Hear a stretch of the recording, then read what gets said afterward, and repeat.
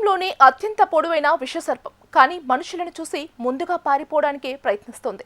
అదే king cobra లేదా agency ప్రాంతాల్లో గిరి నాగు అని పిలుస్తారు. పాము అంటేనే చాలా మందికి భయం. అలాంటిది ఒక్కసారిగా పడగ విప్పి మనిషి ఎత్తు వరకు తల పైకెత్తి నిలబడితే ఎలా ఉంటుంది? ఆ దృశ్యం చూస్తే ఎవరికైనా గుండె ఒక్కసారి ఆగినంత పని అవుతుంది. అయితే ప్రపంచంలోని అత్యంత పొడవైన విషసర్పంగా పేరున్న కింగ్ కోబ్రా గురించి చాలా మందికి తెలియని ఆసక్తికర విషయాలు ఉన్నాయి. ముందుగా ఒక విషయం తెలుసుకోవాలి. పేరు కోబ్రా అయినప్పటికీ కింగ్ కోబ్రా సాధారణ నాగుపాము జాతికి చెందినది కాదు. ఇది పూర్తిగా భిన్నమైన జాతి.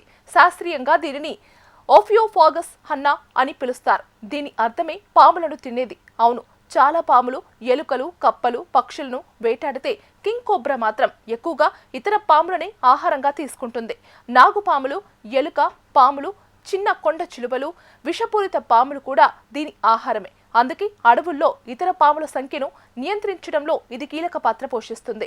కింగ్ కోబ్రా సాధారణంగా 10 నుంచి 13 అడుగుల పొడవు ఉంటుంది. కానీ అనుకూల పరిస్థితుల్లో 18 అడుగులకు పైగా కూడా పెరుగుతుంది. అందుకే ఇది ప్రపంచంలోనే అత్యంత పొడవైన విషసర్పంగా గుర్తింపు పొందింది.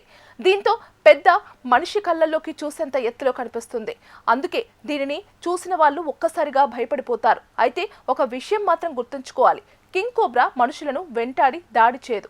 ముందు పడగ విప్పి బుసలు కొడుతూ హెచ్చరిస్తుంది. అయినా కూడా రెచ్చగొడితే లేదా దాని దారిని అడ్డుకుంటే మాత్రమే కాటు వేసే అవకాశం ఉంటుంది.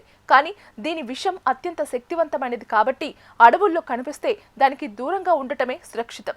ప్రపంచంలోని చాలా పాములు గుడ్లు పెట్టి వెళ్ళిపోతాయి. కానీ కింగ్ కోబ్రా మాత్రం గూడు కట్టే ఏకైక పాము.